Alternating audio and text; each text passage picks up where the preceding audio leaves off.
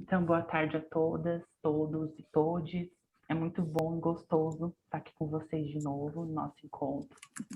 Antes da gente começar os trabalhos com a Marlene, nossa convidada, gostaria de passar alguns avisos da escola, da Viver Mais Psicologia, que é quem mantém o grupo de estudos de Viver Recria.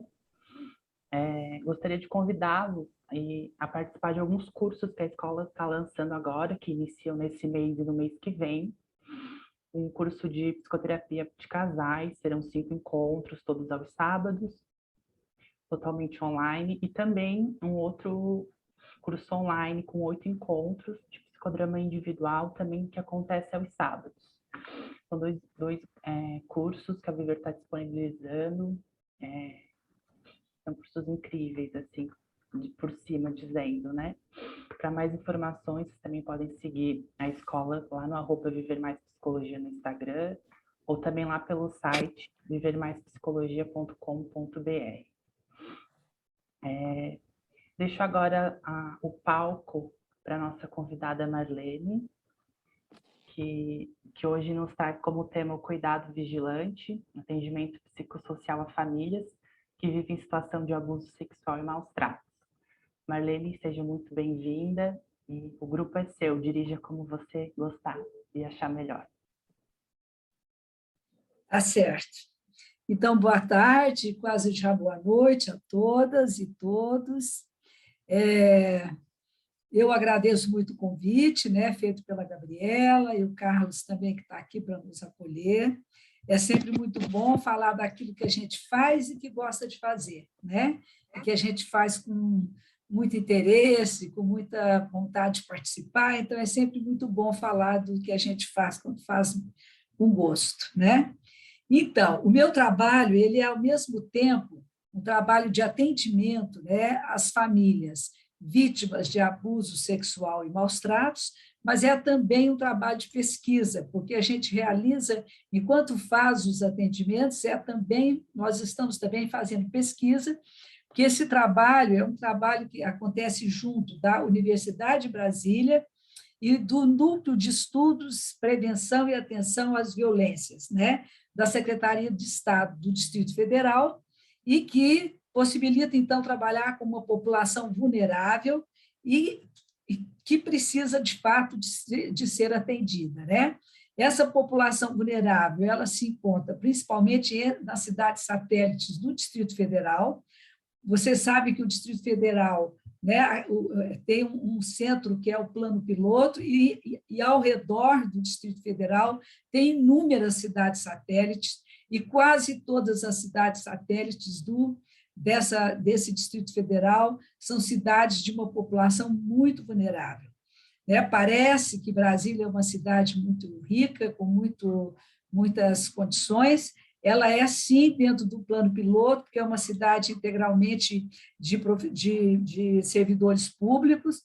Então, servidores públicos, de modo geral, têm altos cargos, né? Mas em torno desse Distrito Federal, a gente tem, então, todas essas cidades satélites, entre as quais, né, algumas delas são extremamente pobres, né? Então, a gente trabalha com essa população bastante vulnerável mesmo, né? Esse trabalho foi a construção de um protocolo, entendendo como protocolo um guia, né? Ou então um mapa que nos ajuda a caminhar por um processo que é muito difícil e conturbado para as famílias que vivenciam isso, né? Esse processo de falar sobre, de conversar com as famílias, né, sobre as vivências tão difíceis que elas vivem relacionadas ao abuso sexual, porque geralmente as crianças e os adolescentes sofreram esse abuso sexual, que podem ser tanto intrafamiliar quanto extrafamiliar, né? Os abusos sexual intrafamiliar são geralmente perpetrados pelos próprios pais biológicos das crianças, ou então por algum avô que já é bastante, às vezes já é velho, já tem 70 anos ou por aí, mas mesmo assim ainda ocorre, né, os abusos, ou então por um irmão mais velho. Então, sempre abusos que são vivenciados dentro da sua própria família. E os abusos extrafamiliares são geralmente abusos que acontecem ou por vizinhos, ou por alguma família que vive em torno do lugar onde a família mora. Aqui nessas cidades satélites existe vários condomínios de população muito vulnerável, onde o governo, há uns anos atrás, deu vários lotes para essa população, então a população constrói um monte de casas em torno umas das outras, e esses condomínios, eles propiciam muito que esses abusos sexual extrafamiliar possam ocorrer ali nessa situação. A gente sabe, né, que violência é crime, né?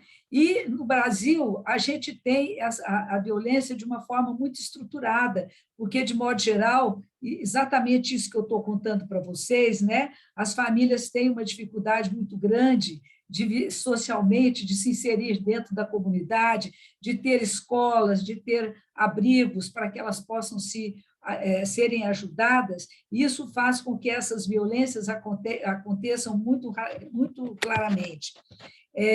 Nas famílias dessas crianças, muitas vezes quem trabalha é a mãe, porque as mulheres têm mais facilidade de encontrar trabalhos, porque elas vão ser domésticas, elas vão ser diaristas, e então elas encontram possibilidade de trabalho, enquanto que os homens, né, têm muito mais dificuldade de encontrar esses trabalhos que são esporádicos, onde eles vão lá, fazem o trabalho e voltam, né, e não tem nenhuma formação profissional para encontrar um trabalho que seja realmente, né, que ele seja, como dizem eles, fichado, né, para que ele possa ter esse trabalho constante. Então, o que acontece? Muitas vezes é a mulher que sai para trabalhar e os homens ficam em casa, então, cuidando das crianças e cuidando das crianças com todas as atividades que têm que ser feitas pelas crianças, né?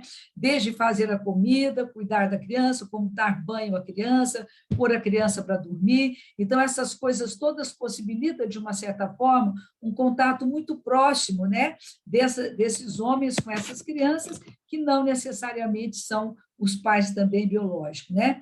Muitas dessas mulheres são casadas, vivem com seus companheiros, num segundo, terceiro ou mais casamentos, né? Onde o padrasto ou o namorado da mãe está sempre na casa, muitas vezes é ele que cuida das crianças, para a mãe das crianças, então, irem trabalhar. Então, essa violência, ela acontece, né, quando ocorre uma violência, todas as pessoas que estão envolvidas nessa violência, eles sofrem, né? É um sofrimento que atinge a todos, inclusive o próprio ofensor, né, dessa violência. Todos sofrem, e essa violência, então, atinge um circuito, né, muito grande, que passa pela vítima, pela família, pelo ofensor, e também pelas redes sociais que muitas vezes circulam em torno daquela família, daquela criança. Então, é nesse contexto, né, que a gente, então, criou esse protocolo, que seria esse mapa, esse guia, para que a gente pudesse ajudar essas famílias, e principalmente as crianças e os adolescentes, a se livrarem de uma certa forma, ou pelo menos poder trabalhar um pouco, né, esses traumas e essas ocorrências que elas viveram. O que acontece geralmente numa família que houve um abuso, muitas vezes a criança não tem coragem de contar para a mãe e para ninguém daquela família, e às vezes ela fica por 2, 3 anos sendo abusada por aquele ofensor, sem ninguém da família saber. Sem ninguém da família saber, de uma forma assim, como que a gente poderia dizer? Claramente, porque, na verdade, é como se todos reconhecessem que algo está acontecendo, algo existe ali, mas ninguém tem coragem de falar. Por mais que seja duro para a criança, ninguém tem coragem de falar. A mãe até suspeita que existe alguma coisa, mas ela não tem coragem de dizer, porque ela tem medo do que o homem possa fazer com as crianças, ou então ela tem medo de que ele, por exemplo, se for aquele que trabalha e traz o sustento para casa, ela tem medo de que ele vá embora e aí ela e as crianças fiquem sem absolutamente nada. Então, são muitas coisas que vão ocorrendo para que aquela família fique completamente silenciosa. E quanto mais isso ocorre, mais as famílias se afastam das outras pessoas da comunidade, dali onde eles estão, quer sejam dos parentes, ou da família extensa, ou dos vizinhos. Cada vez mais aquela família se segrega dentro da sua casa, evitando todos os contatos que poderia, porventura, ela poderia ter nas famílias que estão ali no entorno, né? E esse fato promove, então, um silenciamento, né? Um silenciamento muito grande entre todos daquela família, e principalmente entre a criança e a mãe, né? Porque não necessariamente, eu estou falando da mãe, porque é uma fala que já está tão impregnada na gente, porque não necessariamente só os pais ou os homens são ofensores. Muitas vezes também são as mulheres também são ofensoras dos seus filhos. Agora, cada vez mais na literatura, a gente vê estudos falando, né, das mães ofensoras, daquelas mães que também vão tornar aquelas crianças vítimas de algum tipo de ofensa sexual. Então, o que acontece? Quer seja a mãe ou o pai, há um silenciamento, e esse silenciamento provoca um afastamento, um distanciamento entre a criança, o adolescente e os pais, né? De modo geral. E esse silenciamento, os pais começam a não compreender integralmente o que acontece com aquela criança, a criança começa a dar problemas na escola, e aí, então, cada vez mais os pais brigam com a criança, os pais batem nas crianças, né, por conta de que o que está acontecendo com a criança não fala, a criança não faz nada, a criança fica praticamente segregada, né, no seu quarto, naquele lugar onde ela possa ficar sozinha, e os pais vão perdendo o seu controle e além da criança já ter sido abusada sexualmente, ela ainda apanha muito dos seus pais, né? Os pais, então, as maltratam. E quando os pais percebem, né? Por exemplo, houve a ofensa sexual, o pai foi notificado e ele foi preso, por exemplo, né? Esse silenciamento continua, porque a mãe sente, de uma certa forma, que aquela filha que esteve ali é como se ela tivesse traído a mãe com aquele marido que era aquela pessoa que era o marido dela, que ela gostava, que para ela era muito importante. Então, é como se tivesse havido uma traição, e aí, cada vez mais, esse silenciamento e esse distanciamento vai acontecendo. E, muitas vezes, a criança também é levada a viver maus tratos por conta de que a relação dos pais ficaram muito ruim e eles não conseguem atender aquela criança naquilo que a criança precisa. Principalmente quando há uma separação dos pais, né? Os pais criam muitos litígios entre essa relação que eles tinham, né? Eles não conseguem encerrar claramente a conjugalidade e, portanto, não dão conta de exercer a parentalidade deles, e aí, então, as crianças que sofrem todas as consequências e todos os maus tratos dessa situação que eles estão vivendo. Bom, então, diante desse contexto, dessa realidade, eu comecei a fazer o meu doutorado em 2015, fui fazer meu doutorado em 2011, aliás, e aí fui fazer meu doutorado sanduíche em Israel, e lá encontrei-me, então, com o professor Haim Omer, que já era um estudioso, né, de violência, ele estudava a violência que ocorre em Israel, que eram violências diferentes dessas, né, muito diferentes dessas, porque, na verdade, naquela época que eu estive lá, era muito difícil falar de violência sexual, principalmente entre os árabes, né, porque eles não queriam discutir essas questões, não querem falar dessas questões, então ele trabalhava com vários tipos de violência, mas não a violência sexual. Então, quando eu cheguei para fazer meu doutorado sanduíche, nós começamos, então, a estudar a possibilidade de criar, então, um protocolo para o atendimento às vítimas de violência. E aí fizemos lá, então, um protocolo que ele ficou lá também começando a ver a possibilidade da aplicação, e quando eu voltei para o Brasil, comecei, então, a fazer uma adaptação daquilo que nós tínhamos feito lá para a nossa população aqui no Brasil. E aí surgiu, então, esse protocolo que a gente chama de cuidado vigilante, né, que é o atendimento às vítimas de violência sexual e maus tratos. Esse cuidado vigilante para nós, né, ele tem como principal meta e como principal objetivo, né, colocar os pais no centro da ação a partir da interação terapêutica né, que se estabelece entre as crianças e eles, para que esses pais pudessem restituir, né, resgatar, de uma certa forma, essa autoridade que pudesse ser uma autoridade amorosa, uma autoridade positiva, uma autoridade que pudesse ter a presença parental na vida dessas crianças, que era, na verdade, o que as crianças mais desejavam nesse mundo, ter os seus pais junto deles. Então, o cuidado vigilante foi, então, esse protocolo, e ele tem, dentro da Secretaria do Estado do Distrito Federal, ele é um programa de atendimento que tem 3 projetos.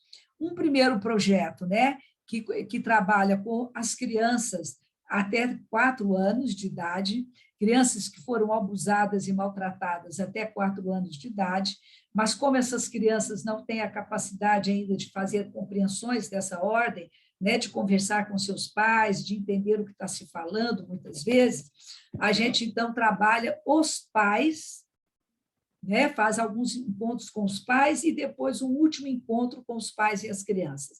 O nosso protocolo, ele tem sempre poucos encontros, né? Esse protocolo com as crianças da primeira infância tem apenas 4 encontros. Esses 4 encontros, 3 são feitos com os pais, sem os filhos, e o último encontro com os filhos e os pais. Esse trabalho, ele vem nessa direção, né, de ajudar os pais a compreenderem como que violência é essa que seus filhos estão vivendo e como eles podem reorganizar, então, a vida pessoal deles, a vida familiar deles, para que as crianças não entrem em sofrimento psíquico como elas estão naquele momento. Então, esse é o primeiro programa. Um segundo programa, que a gente trabalha também só os pais, né, de crianças de qualquer idade, que são pais que estão em litígio, e, né, brigando por conta da criança, ou por conta da guarda da criança, ou litígio que não está na justiça ainda, mas a briga entre eles é uma briga constante entre eles. O pai não deixa a criança ver a mãe não quer que a criança vá ver o pai. Se a criança vai ver o pai, chega falando do pai, a mãe bate na criança, porque a criança gosta mais do pai do que da mãe. Então, todas essas situações onde a criança sofre maus tratos por conta de que os pais não conseguem encerrar essa conjugalidade para enfrentar uma parentalidade. Então, a gente trabalha com esses pais no sentido de fazer esse desenvolvimento, do fechamento de uma conjugalidade para chegar a uma parentalidade. E o terceiro projeto é um projeto em que a gente trabalha as crianças e os pais, né, concomitante, são crianças de 6 anos acima, crianças que, de uma certa forma, já sabem falar, já sabem compreender muitas coisas, e elas têm a condição e a capacidade de conversar claramente com seus pais. Então, a gente faz esse trabalho com as crianças e os pais. E eu gostaria de falar para vocês hoje, especificamente desse grupo, né, de crianças que são maiores e que vão, então, para o atendimento, para esse atendimento. Bom, então, como que ocorre esse atendimento? Elas buscam, em primeiro lugar, essas famílias são encaminhadas, quer seja pela justiça, pelas varas de infância ou da adolescência, ou então pelos conselhos tutelares, delegacia, elas buscam, então, o PAV. O PAV é esse centro, né, esse programa de atendimento à violência, que é composto por enfermeiro, médico, assistente social e psicólogo. Elas são atendidas, acolhidas no primeiro momento.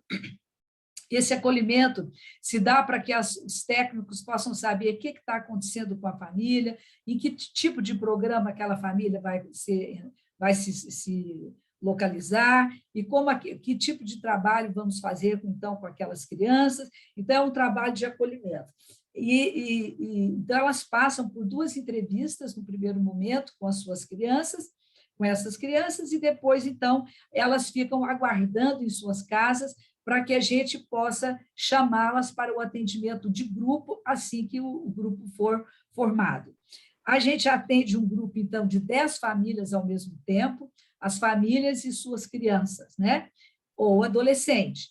Então, as famílias vêm com todos os filhos, porque muitas vezes a mãe não tem onde deixar as crianças, então, muitas vezes, nós temos na sala até 60 pessoas, por conta de que as mães vêm, né, cheia de várias crianças, ainda tem todos os técnicos que estão ali na sala, mais os estagiários da Universidade de Brasília, que vão também fazer parte desse trabalho, e eu vou agora mesmo dizer para vocês como é que eles fazem parte desse trabalho. Por que os encontros são tão... o trabalho é tão rápido? Por que o trabalho só tem 4 ou 5 encontros?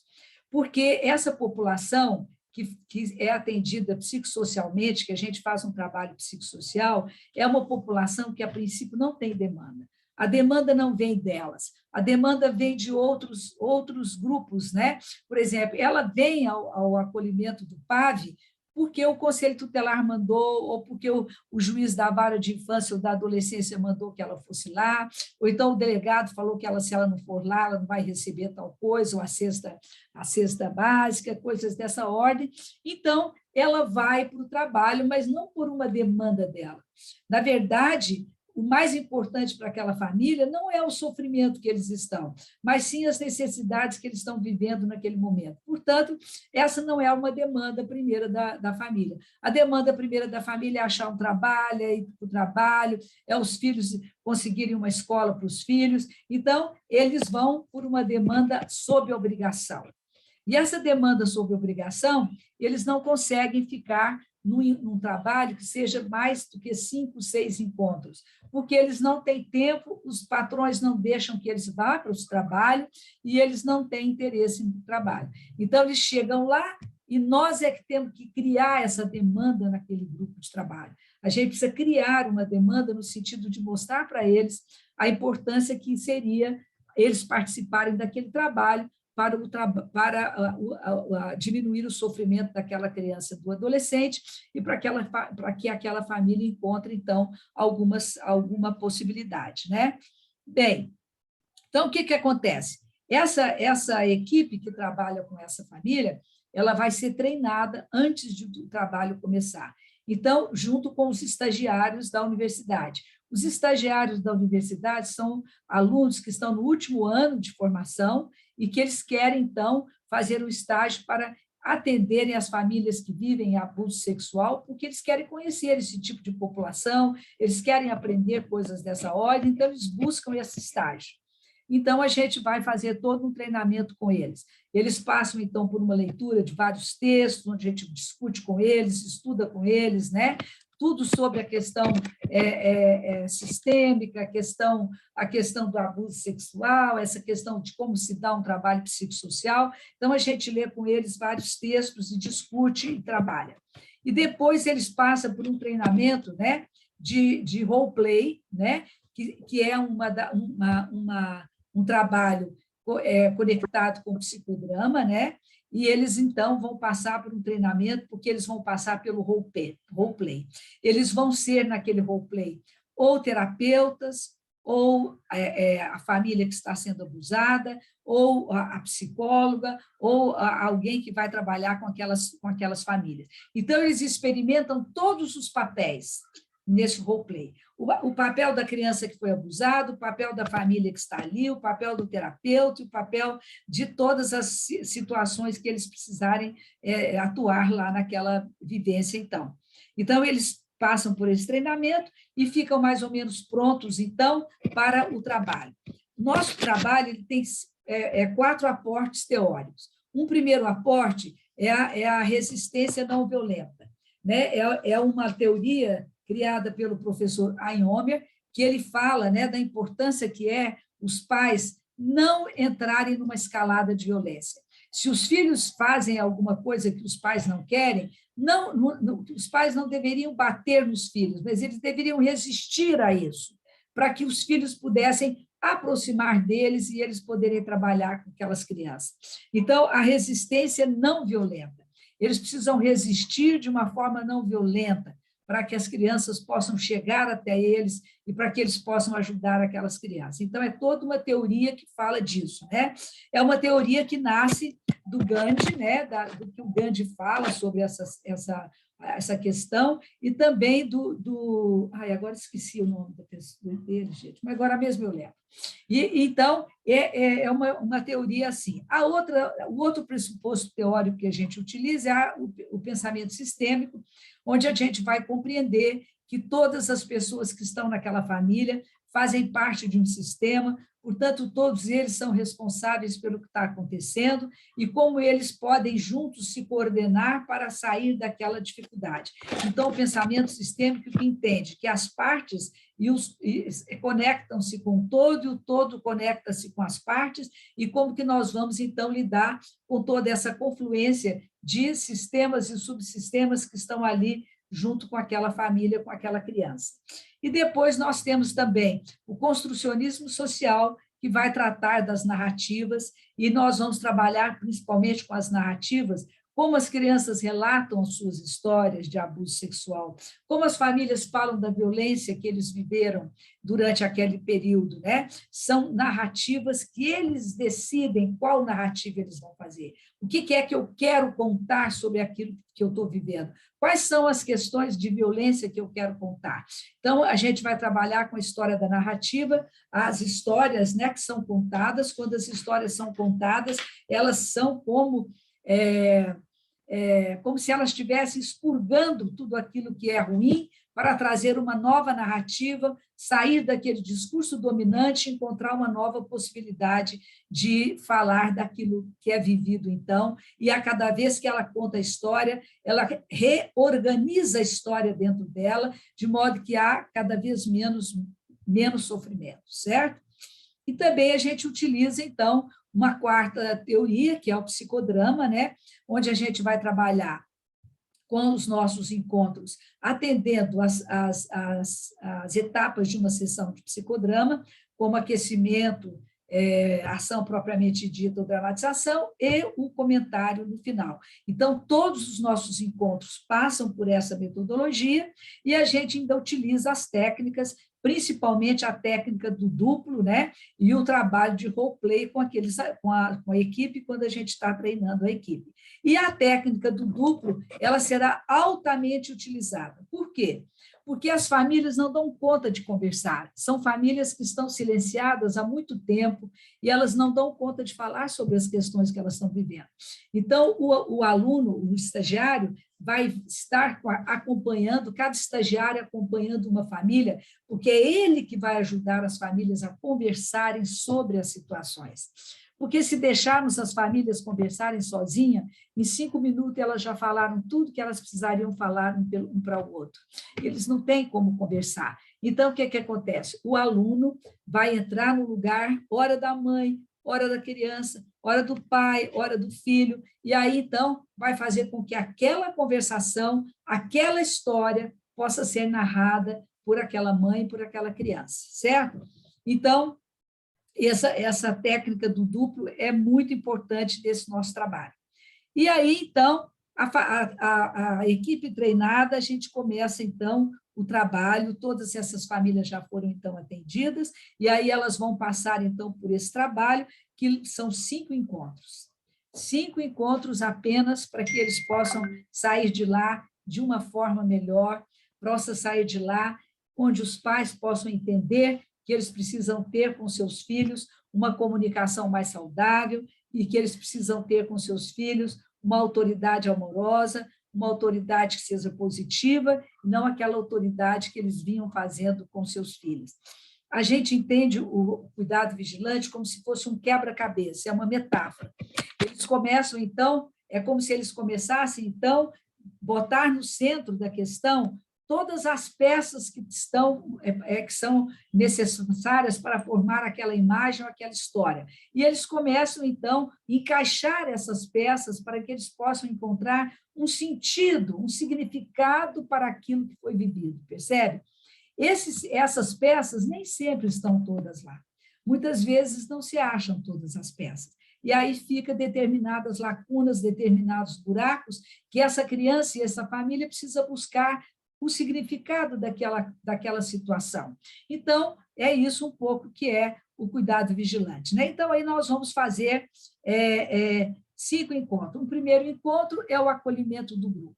Então, a gente vai receber todas as famílias, os seus filhos, e eles chegam, então, daquela forma, as crianças se enrolando no colo da mãe, eles não têm vergonha, eles não querem falar, eles chegam todos amontoados, e as mães também, elas também têm vergonha de falar daquela situação que elas viveram, é uma coisa muito difícil para elas, e principalmente para os homens que vêm com as crianças, se os pais vêm com as crianças, para eles, então, mais difícil ainda, porque eles acham que quem tem que falar dessas coisas são as mães e não eles, mas às vezes eles vêm. Agora, é claro, gente, que nunca vem aquele que fez a ofensa para a criança, né?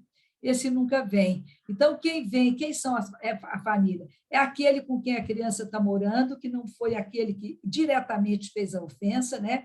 E todas as crianças que moram naquela casa. O ofensor nunca chega até nós, né? Mas eles chegam até nós de outra forma, que eu conto para vocês ao final. Bom, então, o que acontece? Eles vão ser acolhidos e nós vamos, então, receber todos com muita alegria, e aí a gente conversa muito com eles, e aí nós vamos explicando para eles um pouquinho o que eles vão fazer ali, porque eles também não entendem, nunca ouviu falar dessa história de cuidado vigilante. O que é isso, cuidado vigilante? Será que o que eles falarem vai ser contado para o juiz? Será que o que eles falaram vai ser, se é um cuidado vigilante, vai ter polícia? Como é que é isso? Né? Então, a gente vai desenrolando todo aquele novelo para que eles compreendam claramente o que eles vão fazer ali, quem somos nós, o que nós vamos, o que nós podemos oferecer a eles. E aí, então, a gente brinca, faz vários jogos, né, dentro da nossa compreensão psicodramática, que ajuda-os a aquecer, né, principalmente as crianças, porque à medida que as crianças começam a brincar, a partir dos jogos que a gente faz, elas começam a se soltar da mãe, e as mães começam a ficar também mais livres, começam a conversar com a vizinha daqui, e aí daqui a pouco a gente já está pronto para iniciar nosso trabalho, porque temos que fazer tudo muito rápido, né?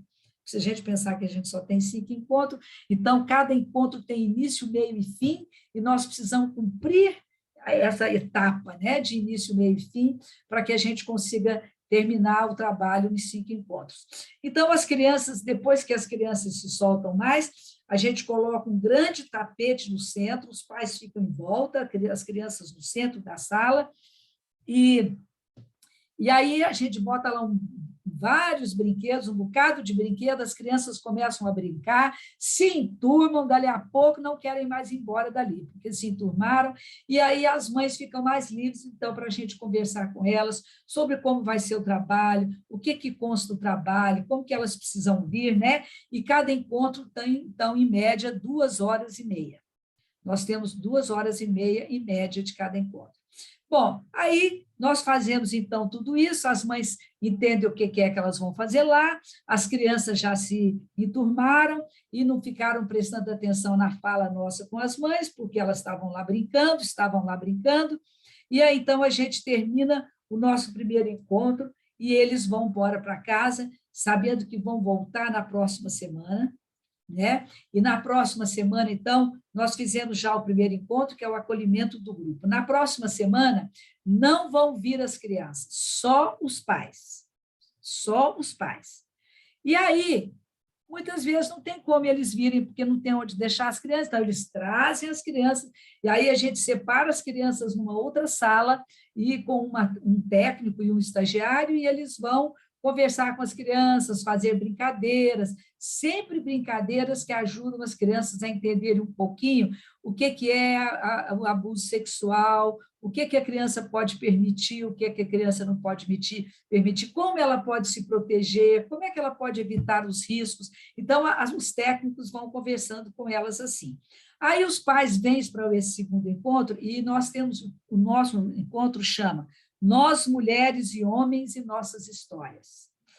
Então, eles vão contar, nós vamos perguntar para eles como é essa violência que eles vivem, o que aconteceu nessa casa, o que é que eles estão vivendo nesse momento, como eles conseguem dar conta da violência que tem naquela casa.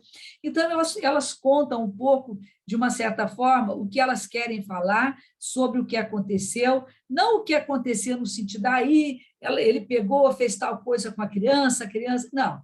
Como eles estão vivendo essa violência, como eles estão vivendo esse processo na casa deles.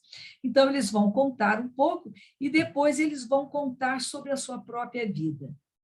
Porque elas vão se dando conta de que aquilo que as crianças estão vivendo é exatamente o que elas viveram na infância e na adolescência. Muitas delas passaram também por violência sexual. Isso é uma questão bastante já estudada na questão da transgeracionalidade. As crianças que sofrem violência provavelmente vão sofrer violência também na vida adulta, se não forem trabalhadas, né? Vão sofrer violência na vida adulta, ou então, se não sofrerem violências, abuso sexual, vão sofrer violências físicas, né? Muitas daquelas mulheres apanharam muito, sofreram muitas violências físicas na época que eram crianças e adolescentes. Então, elas vão se dando conta de que o que os filhos estão vivendo é o mesmo que elas viveram, e elas nunca pensaram que o que elas tinham vivido era um abuso sexual. Elas não sabiam, elas não tinham clareza de que aquilo que elas viveram era um abuso sexual. Parece uma mentira isso que eu estou falando para vocês, mas é a real, porque em pleno século XXI, elas ainda não sabem que aquilo que elas viveram na infância é um abuso sexual. A nossa população aqui do Distrito Federal, ela é uma população que vem de lugares também muito simples, muito humildes, vem buscando a possibilidade de um trabalho, né, aqui em Brasília. Então, são populações também que vêm de lugares muito distantes e que têm muito poucas instruções, essas famílias. Então, elas começam a se dar conta disso, né? E, ao final desse primeiro encontro, então, elas vão agora escrever uma carta para o seu filho, uma cartinha para os seus filhos. Se elas sabem escrever, elas escrevem. Se elas não sabem escrever, os alunos, os estagiários vão ajudá-las a escrever. Ah, mas eu vou falar o quê para minha filha? Olha, nós falamos para eles, olha, você vai convidar sua filha para vir com você todas as vezes, para que para que a gente possa trabalhar essas dificuldades que vocês vivem na família de vocês. Esse é o que vocês precisam falar. Como que você gostaria de falar isso para sua filha? Aí ela fala, ou ela mesma escreve, ou os alunos escrevem para elas a cartinha. E elas, então, vão para casa levando aquela cartinha para os seus filhos. Mas, antes de terminar o segundo encontro, elas vão passar por um treinamento da técnica do duplo, porque elas vão agora conversar com as crianças no próximo encontro, cara a cara, e elas precisam, então, conversar com as suas crianças. E aí, então, elas vão passar por um treinamento. Como é conversar com seus filhos sobre essas questões? Então, os técnicos entram, né, nos papéis e eles fazem um roleplay, né? Eles fazem um roleplay daqueles papéis para que as mães entendam o que é que vai acontecer no nosso próximo encontro. E depois que eles fizeram o primeiro movimento, os técnicos, elas já querem entrar no papel. Ah, então eu vou ser a criança agora. Ah, então eu vou ser a mãe fulana de tal, vai ser a criança. E a gente coloca, então, eles já para fazer o treinamento e elas são treinadas, então, para fazer essa conversa. E aí elas vão para casa, vão levar a cartinha para o filho, vão ler a cartinha junto com o filho e a filha e vão conversar sobre essa possibilidade de virem juntas para esse encontro. E assim elas vão com essa tarefa. Então, voltam no terceiro dia e nosso encontro chama, então, presença parental. E elas vão, no começo, nos contar o que aconteceu, como a criança recebeu a carta, a criança fala também se ela gostou, se ela não gostou, e elas, então, falam um pouco desse movimento que aconteceu na casa durante esse trabalho. E aí nós vamos, então, fazer jogos de aquecimento, né? Jogos dramáticos de aquecimento, que ajudam, né? E são jogos específicos que levam já, de uma certa forma, a família a entrar no que vai acontecer na sequência do trabalho, né?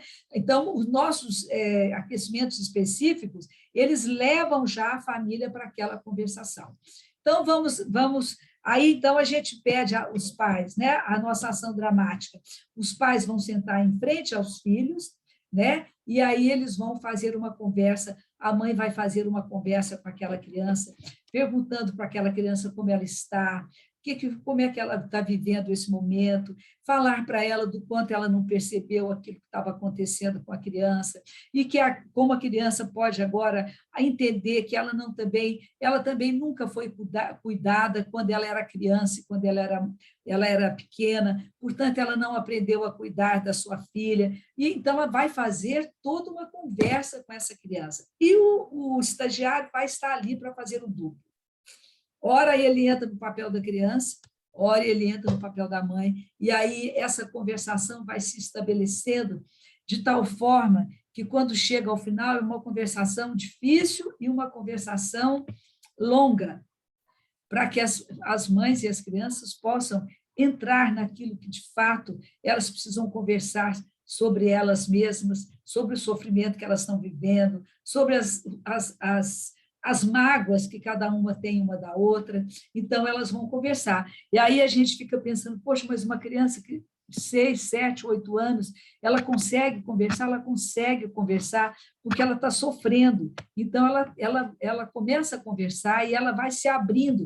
E, ao final desse primeiro encontro, desse encontro onde elas conversam, geralmente as crianças choraram muito, as mães também, são encontros de muita, muita emoção. As crianças abraçam as mães, que também querem abraçar a elas, né? Então, é um momento bem difícil para essas mães. E depois a gente volta para o grande grupo, né? Fazemos o encerramento do nosso trabalho, sempre perguntando como foi, como elas estão saindo, o que foi mais importante para elas, o que chamou mais atenção, como a criança está. Então, a gente vai cuidando bastante para que elas saiam dali com todas as questões um pouco mais resolvidas, né? E elas vão embora, então, para casa, e nós, então, voltamos no quarto encontro, em que a gente vai chamar de a mãe e o pai que fui e a mãe e o pai que quero ser. Então, eles vão, de novo, voltar, a gente vai perguntar como foi na casa, o que aconteceu, como eles estão, fazer todo aquele rapport, né, no sentido de um aquecimento mais específico, fazemos o nosso aquecimento específico, e elas vão, de novo, estar até frente a frente para fazer uma segunda conversa, para que elas possam conversar com as crianças, a mãe e o pai que eu fui, e a mãe e o pai que eu quero ser a partir de agora. Como eu quero cuidar de você, minha filha, como eu quero ajudar você a estar melhor, como você também vai me ajudar, como nós duas vamos ficar juntas a partir de agora, como eu nunca mais vou me separar de você, eu não vou mais deixar de cuidar de você, eu vou cuidar de você todo o tempo. Então, são conversas muito, muito importantes para as crianças. E depois dessa conversa, que as crianças também saem dali muito emocionadas, as mães vão, então, agora se reunir, mães e pais, né? Vão se reunir agora e elas vão confeccionar, então, um presente para as crianças. E as crianças vão para uma outra sala e vão também fazer um desenho para os seus pais. As crianças vão fazer um desenho para os seus pais, falando o que eles precisam a partir de agora, nesse momento.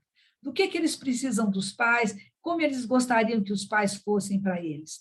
E as mães vão fazer, e os pais vão fazer esse presente. Eles fazem, então, a gente leva miçanga, eles fazem uma pulseirinha para a criança, e elas ficam conversando entre elas, as mães e os pais, enquanto fazem a pulseira da criança. E aí é a primeira vez que a gente vê as mães conversando sobre os filhos de uma outra forma. Então, elas já conversam sobre os filhos, sobre, eu vou levar ela para fazer tal coisa, ela gosta de vermelho, então vou fazer uma pulseirinha vermelha para ela, eu vou misturar as cores, porque elas gostam de todas as cores. Então, elas fazem lá o seu presente, é um momento em que elas ficam livres para conversar o que elas querem, como elas querem, a gente fica por ali, por perto, mas há uma conversação entre elas, e a gente vê como essa conversação já faz um movimento completamente diferente. E depois, então, que tudo está pronto, a gente chama, então, as crianças e os pais fazem um círculo grande, né? e as crianças fazem um círculo também dentro desse círculo dos pais. E aí é como se, né, naquele momento, fosse o nascimento de um novo momento para aquelas famílias, né? Aquelas famílias vão entrar agora em contato com alguma coisa mais afetiva, com alguma coisa que elas vão estar agora se comprometendo uns com os outros. E aí, esse momento também é um momento muito bonito, porque é o momento que a mãe entrega, então, a pulseirinha, coloca a pulseirinha no braço da criança, né? E elas falam o que elas querem para a criança de forma muito espontânea. E aí elas vão dizer, minha filha, eu fiz essa pulseirinha para você, porque a partir de agora eu quero que você use essa pulseira como uma promessa minha de que vou cuidar de você, como uma promessa de que nós vamos ficar juntas para sempre. Então, são declarações dessa forma que os pais fazem com as crianças. Meu filho, olha, eu fiz essa pulseira para você, porque os pais também fazem uma pulseira para os meninos, né? Uma pulseira de cores mais diferentes, porque às vezes os pais não querem fazer colorido, mas fazem outras cores, né? Aí vai depender do como eles são, e aí eles vão também falar, meu filho, eu não quero nunca mais bater em você, não vou mais fazer isso com você, meu filho, a partir de agora nós vamos viver bem, nós vamos estar num momento assim, então eles fazem promessas para os filhos, e os filhos ficam muito, muito felizes. E aí os filhos vão entregar o desenho para o pai. E os filhos são capazes de dizer coisas muito importantes para o pai, para os pais. Mamãe, eu estou te entregando esse desenho para mostrar para você que eu não quero nunca mais que você brigue com meu pai, porque toda vez que você briga com meu pai me bate. Então, nunca mais eu quero que você brigue com meu pai. Você e meu pai não pode brigar, mãe, porque olha o que ele faz comigo. Aí mostra muitas vezes os ferimentos, as manchas roxas que eles têm no corpo, e aquela mãe fica muito, muito tocada emocionalmente. Ou então o filho fala assim para a mãe, mãe, eu não quero mais que você beije na minha boca. Porque toda vez que você vai me dar um beijo, você me beija na boca. Eu não quero mais que você me beije na boca. Porque mãe não pode beijar o filho na boca. Você tem que me beijar aqui, mãe. Você não vai mais beijar na minha boca, porque eu aprendi aqui e eu não vou aceitar. Então, as crianças falam coisas muito, muito ricas também para esses pais. E aí, depois desse movimento todo, eles entregam, então, aquilo que eles confeccionaram e a gente termina o encontro sempre com todos, né, no grande círculo, conversando com eles sobre o que aconteceu, como eles estão indo embora, e eles vão embora para casa. E nós fazemos, então, o nosso quinto encontro. Nesse quarto encontro ainda, né, a mãe e a filha vão sentar antes de ir embora, que eu esqueci de falar, e elas vão escrever agora uma cartinha para alguém que é da confiança da mãe e da filha ou do filho, que eles vão trazer no próximo encontro. Pode ser uma tia, pode ser a avó, pode ser a vizinha, pode ser a professora da escola, quem elas querem convidar, mas tem que ser alguém que seja da confiança das duas, não pode ser a mãe que define que vou trazer tal pessoa. E aí, então, elas escrevem uma cartinha. E aí a cartinha da mãe geralmente tem assim, comadre, eu estou querendo que você venha no encontro comigo, que vai ser na próxima terça-feira, às 5 horas, porque está acontecendo algumas coisas com a minha filha que eu preciso que você me ajude. Então, esse quinto encontro a gente chama de os parceiros do cuidado vigilante.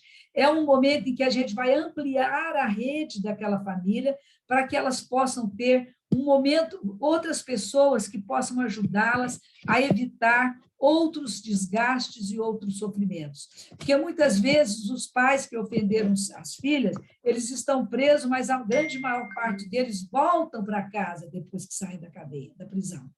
E aí, então, a criança precisa aprender a se defender, a não correr mais risco. A mãe também precisa começar a aprender a como que ela pode enxergar coisas que naquele momento ela não enxergava.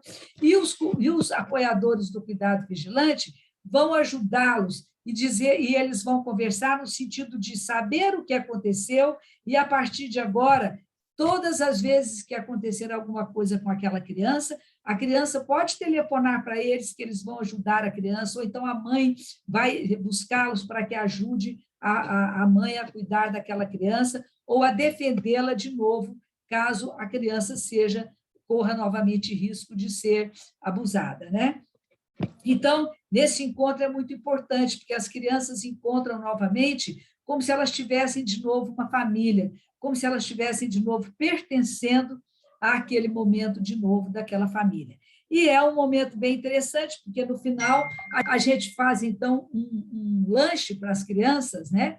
Onde elas vão, então, agora festejar tudo que elas viveram, e elas vão, então, nós levamos bolo, chocolate, salgados, refrigerantes, e as crianças, então, junto com os seus parceiros, vão tomar lanche, vão conversar e vão sair dali terminados de uma forma bem concreta, mas bem seguras. Elas ganham, então, da gente uma carteirinha que tem o nome de todos nós, com os nossos telefones e o nome dos cuidadores, dos parceiros do cuidado vigilante com os telefones, para que as crianças carreguem essa carteirinha sempre com elas, para qualquer emergência, qualquer dificuldade, ela possa ligar para qualquer um de nós que estamos ali apostos para ajudar. Bem, durante todo esse trabalho, que dura um mês e uma semana, os estagiários vão telefonar toda semana para essas famílias. Eles vão telefonar durante a semana, enquanto não chega o dia do trabalho, eles vão ligar para a família, vão conversar com a família, vão conversar com a criança. Como vocês estão? O que vocês fizeram? Você foi à escola? Não foi? Você e sua mãe ficaram bem? Você e seu papai ficaram bem? Então, eles vão ligar todas as semanas. É o que a gente chama do apoio telefônico. Então, eles, durante todo o treinamento, eles recebem esse apoio telefônico e, ao final do trabalho, os estagiários ainda continuam ligando para essas famílias por mais um mês, para saber como eles estão, se tudo está correndo bem, se eles estão fazendo aquilo que nós propomos para eles, né?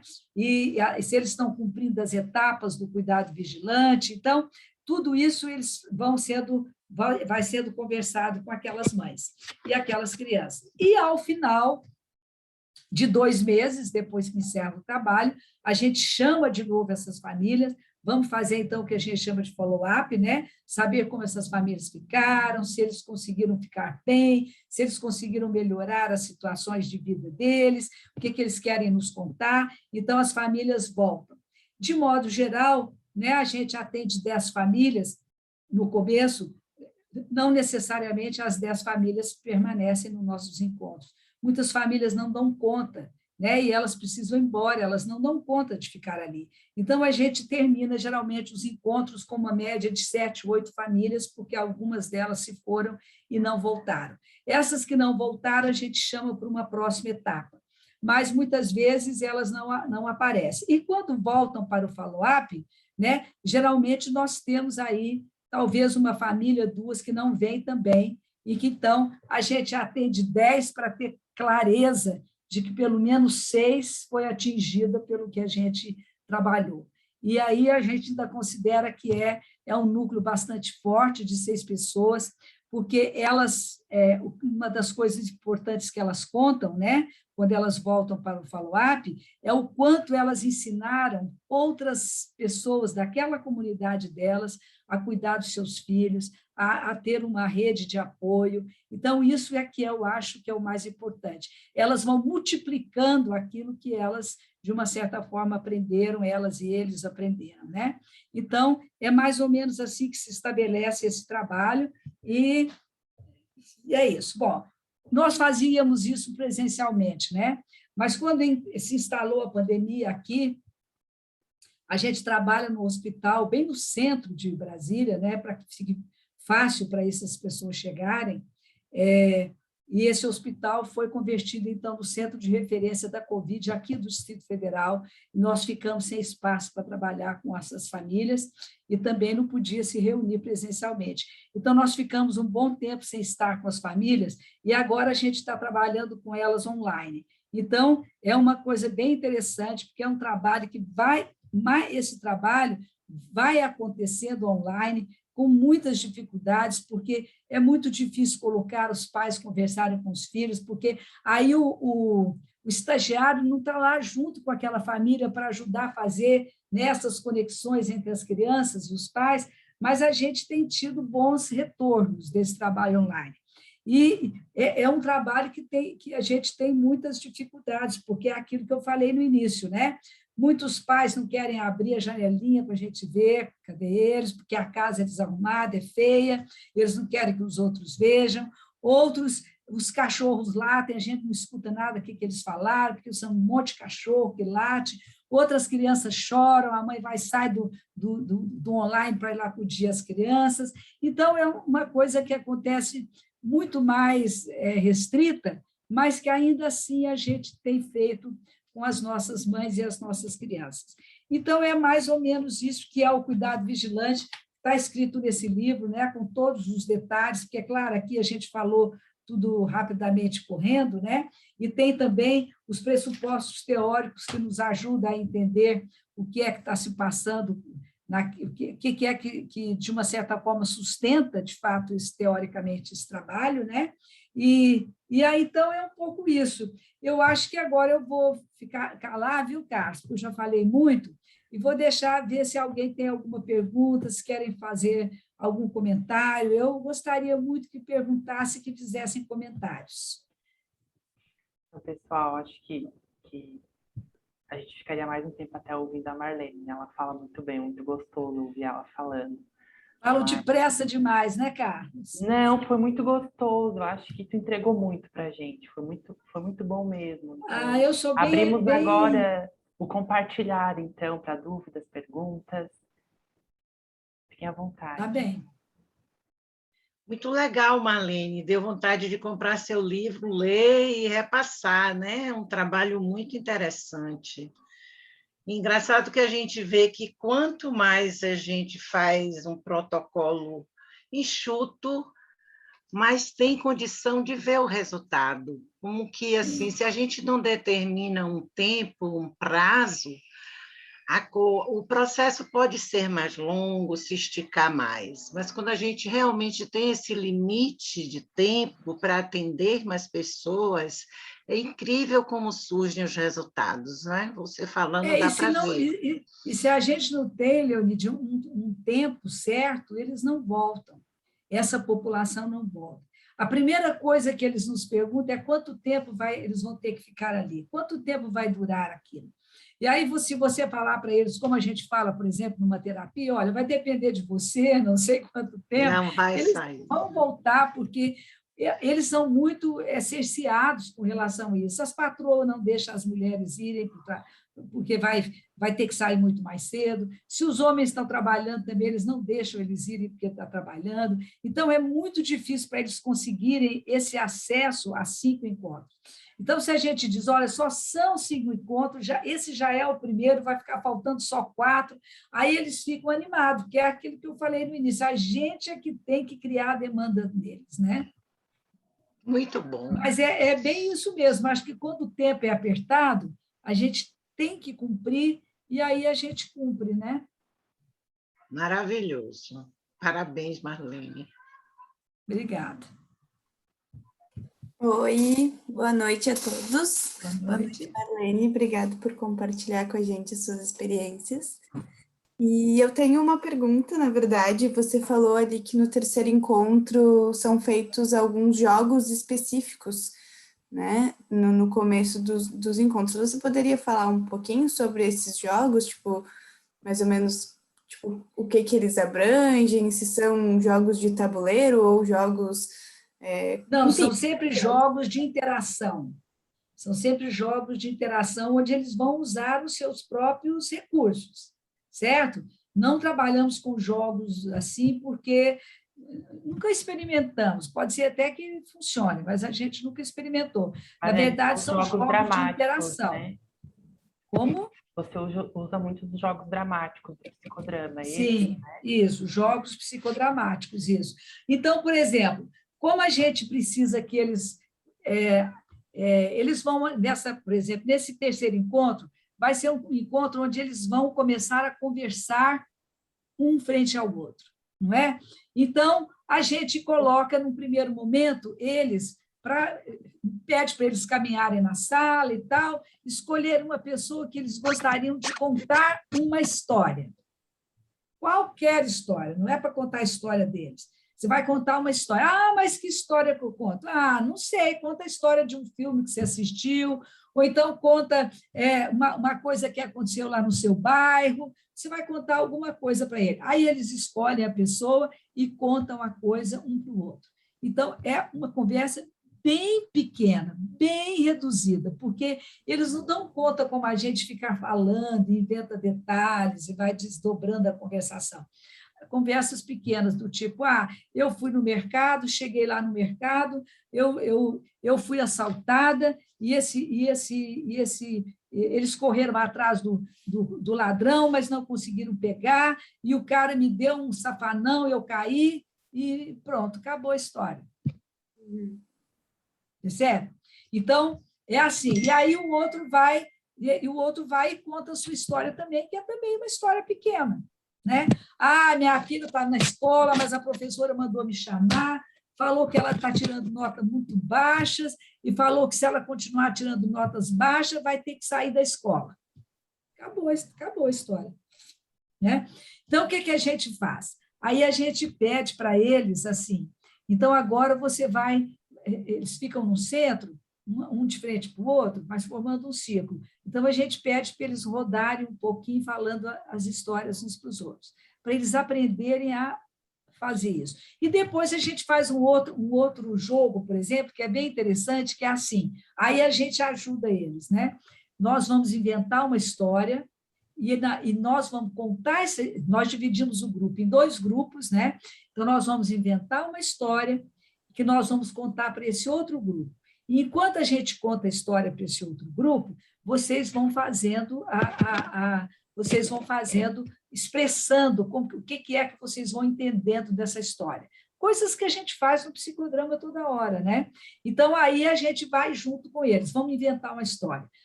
Não sabemos. Então, a gente ajuda eles a criarem uma história que seja com mais detalhes, que seja maior, que conte mais, fale mais alguma coisa do sentimento deles, aí a gente inventa uma história com eles. Aí eles vão contar, aí fazendo os 2 grupos, um fica de frente para o outro, a gente conta, um grupo conta a história e outros vão fazendo as mímicas a partir do que eles vão entendendo da história. É claro, gente, que tudo isso é um repertório extremamente reduzido, porque também não consegue expressar, às vezes acha que a história foi contada muito rápido, a hora que eu estou fazendo a careta, já estão contando lá na frente, e eu não dei conta de acompanhar, então é tudo muito, muito reduzido. Então, a gente faz jogos assim, dessa natureza de interação. E aí, depois, eles vão, então, agora, sentar um em frente para o seu filho e vão conversar sobre as suas coisas agora. Então, conversar sobre as suas coisas implica em falar do que eu sinto, do como eu penso sobre isso, o que é que me faz ficar tão chateado quando você faz isso comigo, quando faz aquilo. Então, eles vão conversar depois entre eles. Mas aí o estagiário vai fazer o duplo e ajudar a conversa. Né? Porque, às vezes, a mãe fala assim para a criança, então, fala aí, minha filha, fala aí o que é que você quer falar comigo. Aí a criança não fala, né? A criança não vai falar nada. Ainda mais se a criança é muito nova. Tem umas que falam, né? Se eles já são maiores, adolescentes, falam, não vou falar, não. Não vou falar, não. Você não quer nem escutar, não vou falar, não. Então, a conversa fica aí, né? Fala, não fala, fala, não fala. Aí o estagiário entra para dizer, e vai, por exemplo, entrar no lugar da mãe e vai dizer, meu filho, mas olha, se você não me contar, eu não vou saber o que está acontecendo com você. Será que você pode me contar o que está acontecendo com você? Então, a mãe começa a sacar como é que é a comunicação que ela desenvolve com a filha. E a mesma coisa a filha começa. Aí a filha escuta aquela conversa, e aí o estagiário vai lá no lugar da filha e vai. Mãe, eu não quero contar, essas coisas são muito difíceis para mim, não quero contar isso, mãe. Então, ele vai ajudando a conversa a acontecer, percebe? Uhum. É mais ou menos assim. Eu entendi agora, perfeito. Obrigada por esclarecer. E vários jogos que a gente vai inventando, né? Jogos que a gente vai inventando para ajudá-los a vivenciar cada uma dessas situações, né? Mais alguém gostaria de deixar seu compartilhar, lançar alguma dúvida que tenha surgido?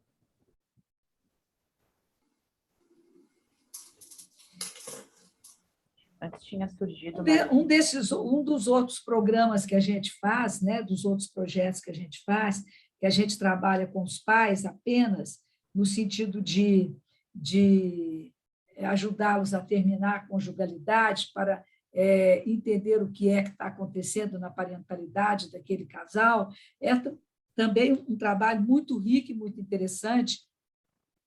E os nossos estagiários, eles são expert em duplo, que eles já treinaram tanto em tantas e diferentes situações, que eles fazem isso com muita tranquilidade, né? E é muito interessante, porque a gente trabalha também não nesse trabalho que eu falei para vocês, mas nesse trabalho da parentalidade, eles fazem muitas imagens. Então, a gente leva sucata, essas sucatas que a gente trabalha, né, com psicodrama, eu gosto muito de fazer montagem. Então, tem um monte de sucata, um monte de batulac numa cesta, né? E que, a princípio, não tem valor nenhum, mas, à medida que eles montam uma imagem com aquele, e vai dando significado àquela montagem, é extremamente rico, né? Então, eles vão montar, por exemplo, né?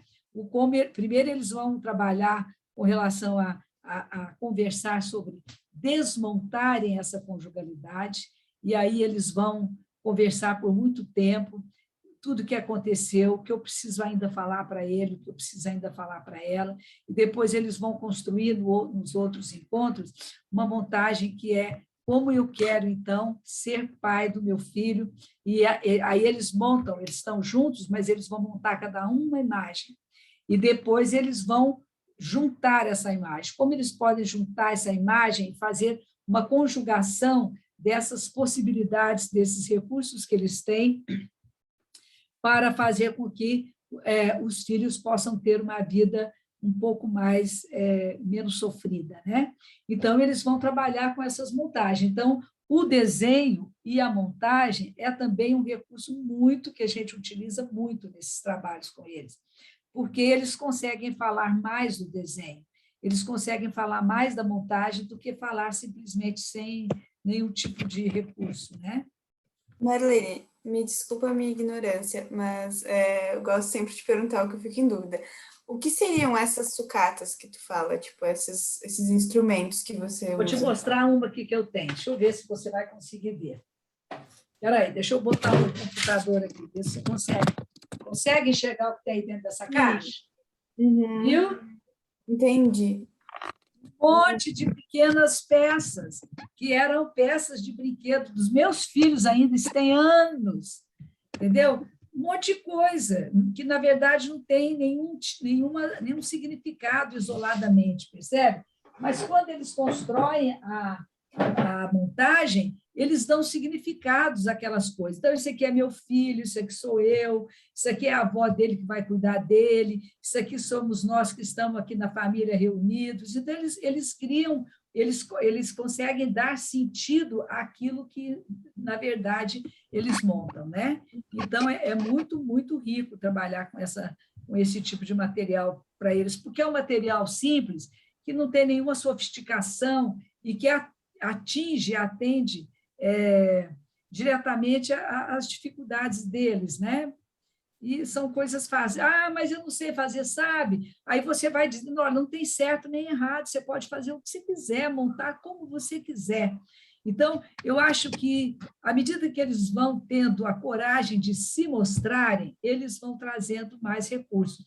E a gente vê coisas muito significativas e coisas muito bonitas que eles constroem e que eles conseguem compreender a partir do trabalho, né? Tem que ter paciência, Júlia. Legal, é obrigada. uma construção pecinha por pecinha. Mas eu acho que é isso, gente. Então, eu não sei, Carlos, eu acho que nós podemos... O que você pensa? Para o encerramento, né? A Maria Fernanda deixou aqui no chat. Eu achei interessante a inserção da comunidade nesse processo também. Obrigada pela explicação, projeto lindo. Acho que já é meio que um compartilhar dela. Não sei se alguém gostaria de deixar mais certo. um pouco, para a gente ir encaminhando para o encerramento. Alguma devolutiva para a Marlene, que tão generosamente veio hoje aqui.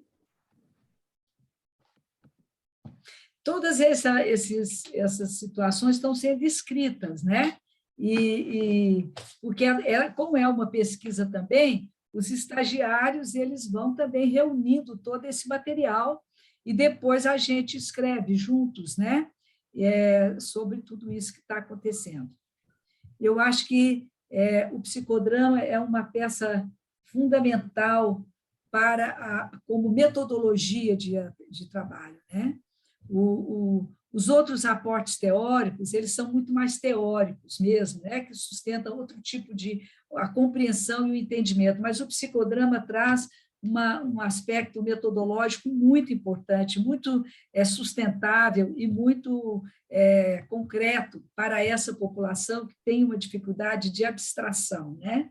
Então, eles trazem um aspecto muito concreto. Então, eu acho que é bem bacana. Quem quiser fazer psicodrama deve fazer, não é não, Leonídia? Eu acho que o psicodrama é rico em todos os métodos, né? Com certeza, não tem método melhor. Para o trabalho de grupo é uma coisa muito importante, né? Muito significativa, é uma metodologia muito rica, com certeza. E a gente pode fazer tanta coisa com o psicodrama, né? Tantos trabalhos mais variados, né? Então, é muito, muito bacana. Pois é, gente, então essa é a minha contribuição que eu tinha para fazer e espero que tenha ajudado vocês no sentido de ter alguma ideia, ou então de também conhecer esse trabalho, né?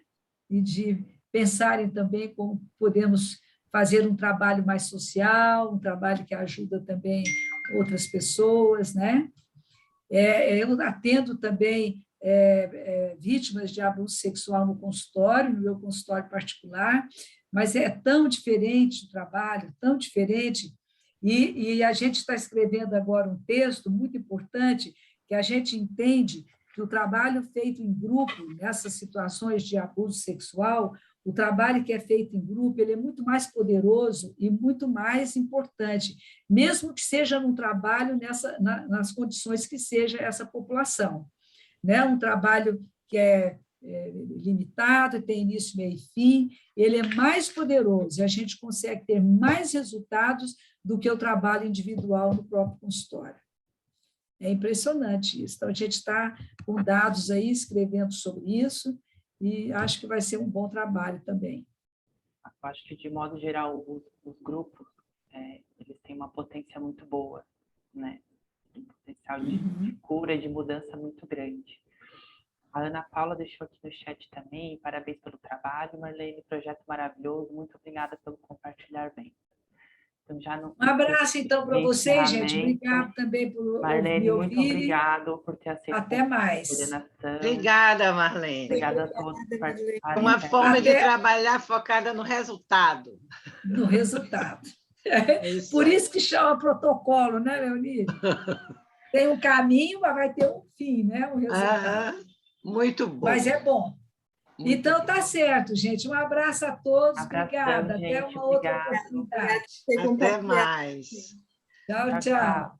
Tchau, tchau. Beijo, Luísa. Estou lhe vendo daqui. Cheguei agora, eu vou ver a gravação. Cheguei veja a gravação. Que pena. Mas pelo menos eu encontrei um pouquinho vocês todos e eu vou ver a gravação. Estava querendo muito, mas não consegui chegar a tempo. Mas que bom. Um abraço. Abraço. Um abraço, viu?